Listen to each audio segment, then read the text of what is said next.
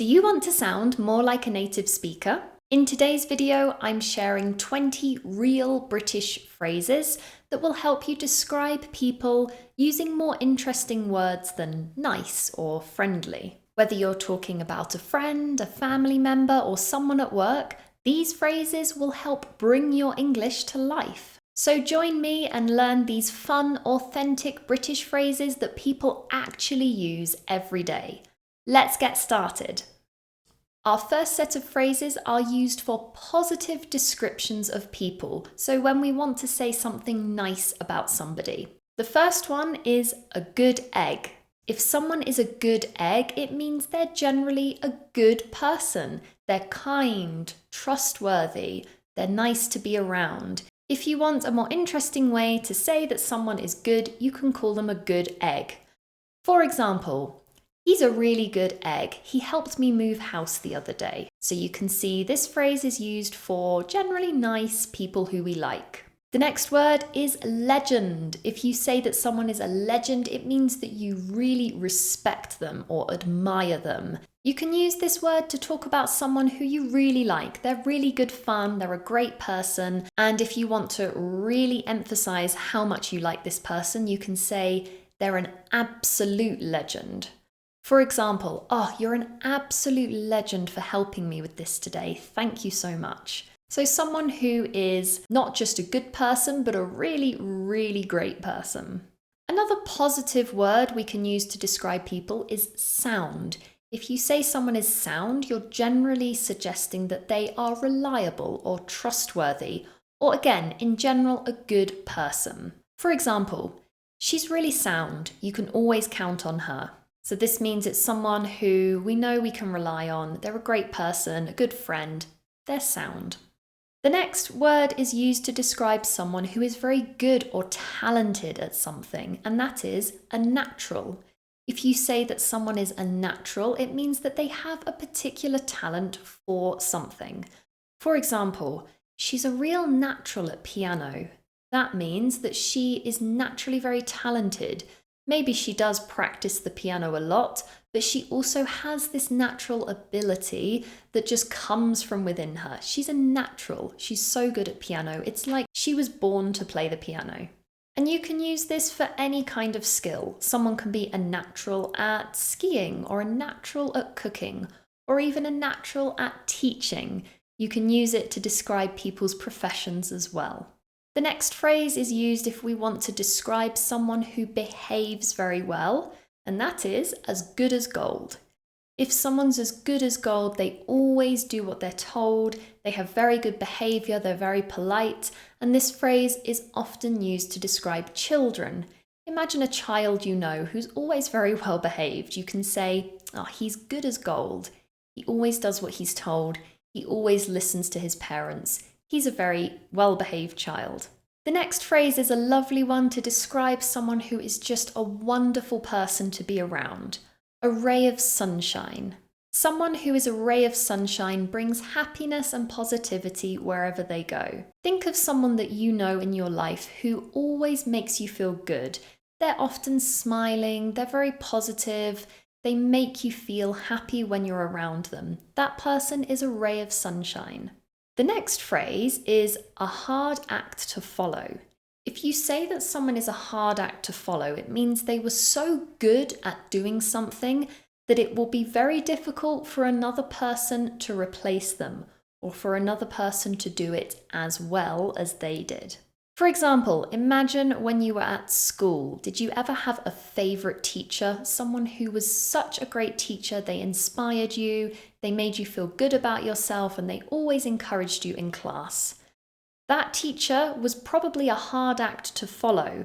Every teacher you had after that just wasn't going to be as good as that original person. They were so good, it was almost impossible that anyone else would please you as much as they did. They're a hard act to follow.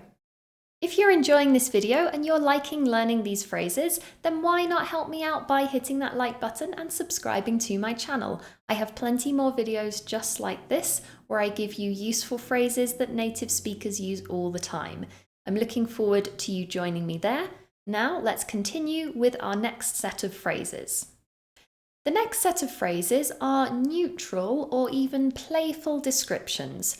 They're not really positive, but they're also not negative. So we're using these words to describe someone's personality in a playful, jokey way. The first word is scatty. If someone is scatty, it means they are a bit forgetful or disorganized. They often lose things, sometimes they're late, they're not always prepared for things they have to do. For example, she's a bit scatty, she's always losing her keys. Or, he's a nice person, but he's quite scatty. He's a bit disorganized around the office and is often late for meetings. Like I said, this isn't necessarily a negative word, but it definitely isn't positive either. Being forgetful and disorganized is not really a positive quality, but we're using the word scatty in a playful way. We're not really criticizing them, we're just saying that this is how they are. The next word is daft. Daft means silly or a bit foolish. We often use it to talk to people in a light-hearted way. For example, oh, don't be daft, meaning don't be silly. It's not an overly negative word, which is why it's in this category. It's quite playful, it's quite light-hearted. Oh, he's being a bit daft, meaning he's being silly. The next word is one of my favourites, and that is bonkers. This word is used to describe someone who's a bit crazy or eccentric, but it's often used in an affectionate way. For example, I often use the word bonkers to talk about my dog, Bilbo. Now, it might not seem like it right now, but he is actually a very energetic puppy and at times runs around like crazy. In those moments, I say, wow, Bilbo is completely bonkers. Look at him running around. He's completely crazy. But like I said, it's an affectionate term. We're not being critical or too negative of the other person. The next word is chatterbox. If someone is described as a chatterbox, it is because they talk a lot. And once again, it's not necessarily bad. So think of that friend you have who's always talking. It's not annoying. You still like being with that person, but you can recognize that this person really likes to talk. Oh, he's a real chatterbox. He's such a chatterbox, he's always talking. The next phrase is a character. If you describe someone as a character, you're suggesting that they have a strong or interesting personality.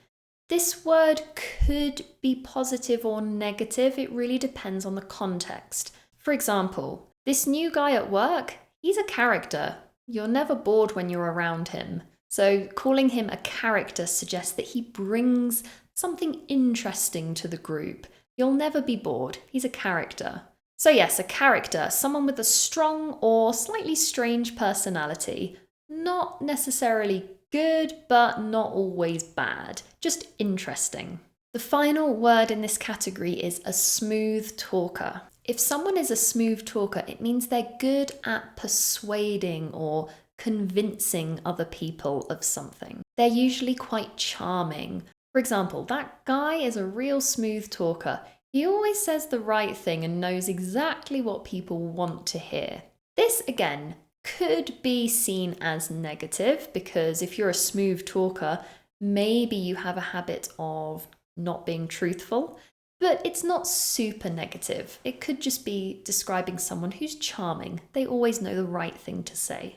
Finally, let's move on and talk about some negative ways to describe people. So people that you don't like, or a way of criticizing people.